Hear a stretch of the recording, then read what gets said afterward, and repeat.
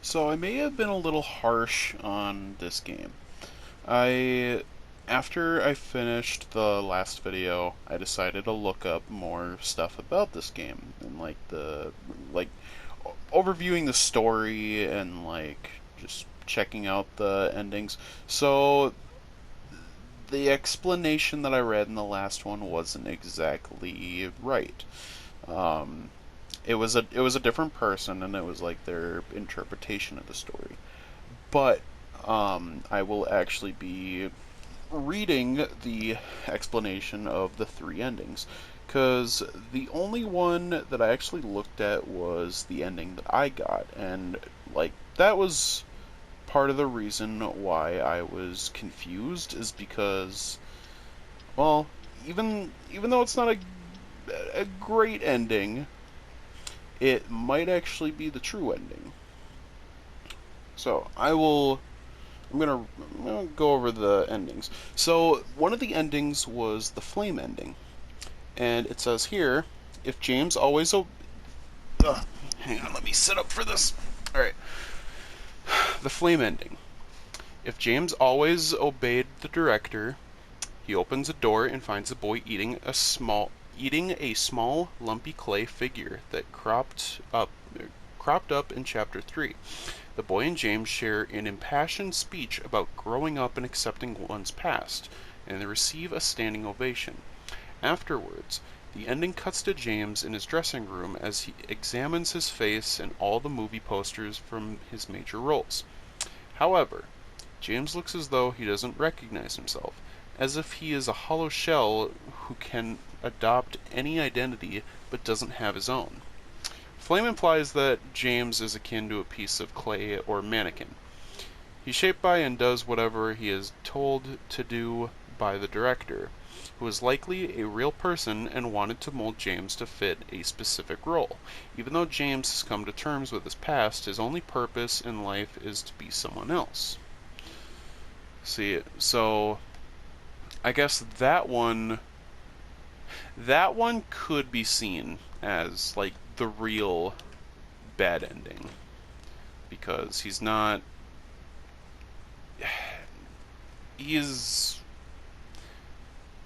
he's not being his own person. He's I don't know. It's weird. It's it's weird. I can't really explain it much because holy shit, it's super late.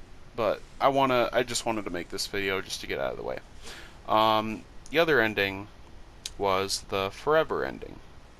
If James always disobeyed the director, he opens a door and discovers the same boy shooting the same clay figure. However, while the speech this time deals with suicide, James isn't speaking. Instead, everything takes place from the perspective of a woman.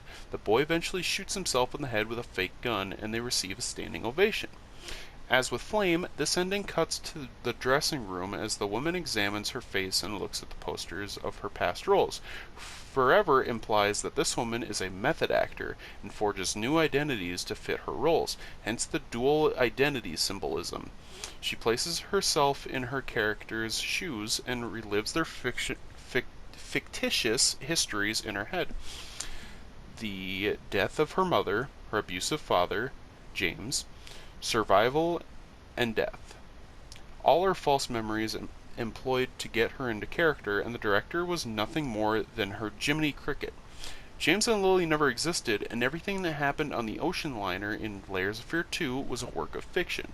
So this one I never actually thought of. The I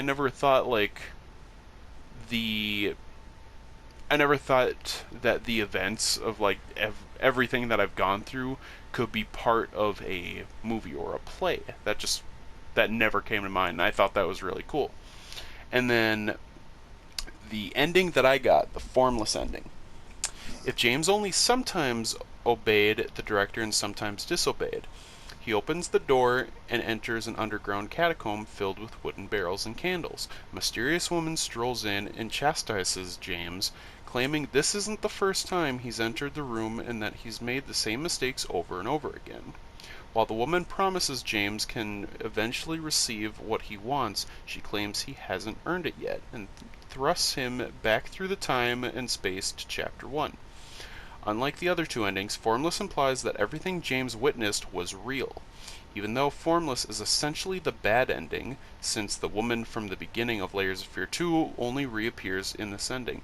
Formless might also be the canon ending. As for the director, Formless could imply he's an actual supernatural agent, possibly working for the mysterious woman.